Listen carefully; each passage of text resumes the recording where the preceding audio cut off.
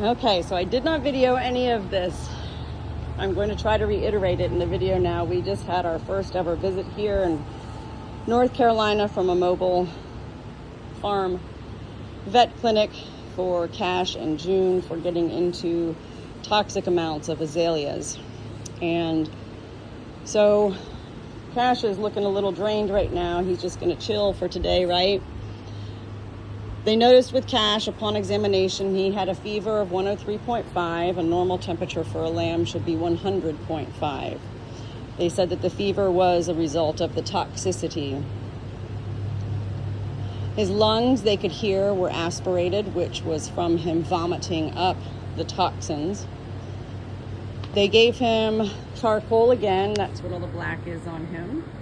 And they hooked him up to intravenous fluids, which you can see the pocket of fluid right there, which is just to keep him hydrated. They had him on a halter in the barn. He literally gave in to the vets and just laid on his side. At that point, I thought he was dying. They said, no, he's just a big baby. And he knew that they were in charge. And so he just laid down and let them take charge. So they had those intravenous fluids in him for about 30 minutes. They're going to come back next week and give both June and Cash their tetanus shot. At that point, we will then be considered regular clients of theirs. We told them that we were wanting to mate June and Cash, and upon talking with both of the vets,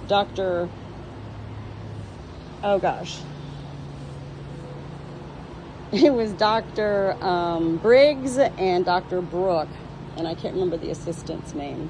All three very amazing, beautiful, friendly ladies, so knowledgeable, so kind. What they said at that point, will become clients and they can come out here anytime, but the most important thing is that they said you can always rescue an orphan lamb and bottle feed them for the joy of having a newborn lamb. But they highly recommended we go ahead and castrate Cash now. They can't castrate him today, clearly. And they don't want to castrate him next week. They want to get him up to date on his tetanus shots first. So next week, he'll get his first tetanus. The following week, they'll come back out here again. They are entirely a mobile vet clinic. There is no office. They come to you always. So they'll come out here next week for the tetanus for both of them. They'll come back a following week later for their second tetanus shot. And then we will schedule the castration for Cash. She said that she does not recommend castrating lambs until they're at least 6 to 7 months old, and that's how old he is now. So we will have that scheduled probably for sometime in August to have him castrated. And she confirmed what we've already known and heard and read and seen on TV shows, that once we take away his manhood, he's not going to be a beast anymore.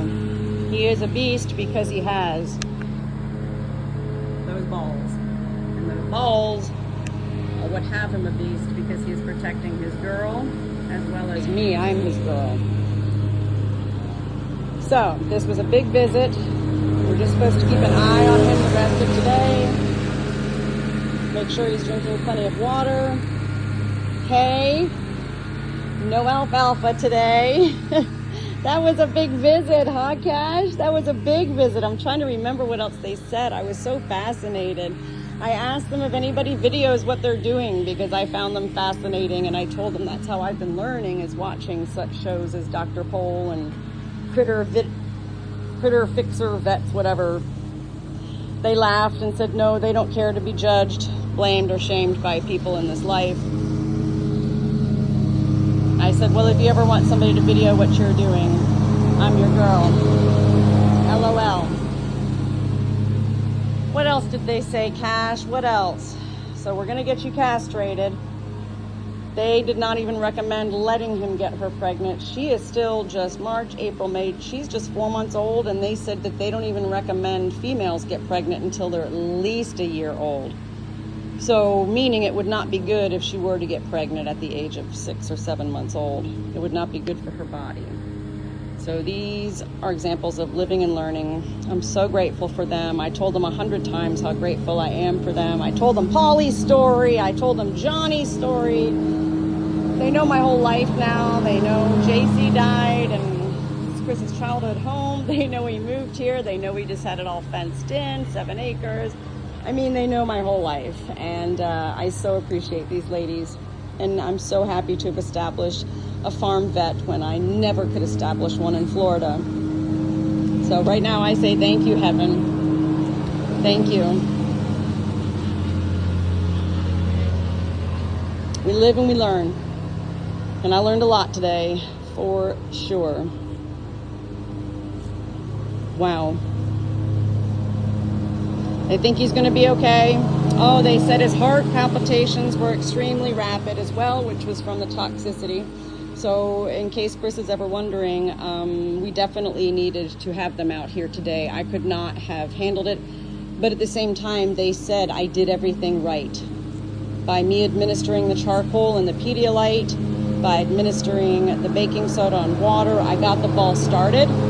Had I not got that ball started, things could have been worse had I waited for them to come out here, because this happened at 8 a.m. and they did not arrive until after 11. So the fact that I was right on the ball and got it started right away was a very good thing. Gosh, thank you again, heaven, for my knowledge and for my wanting to know about how to take care of my animals, my farm animals. Wow. We got the azaleas cut down, 4 of them. We raked up and mowed up all the clippings. What a huge lesson learned. Right, guys? Huge lesson learned. Now I just need to continue going around the barn and lamb-proofing it. Chris was entirely disassociated with all of this. He didn't even hang around to see anything. He didn't have questions. I can't believe it, but it is what it is. I'm grateful to you, heaven, God, Jesus, and Spirit. Thank you.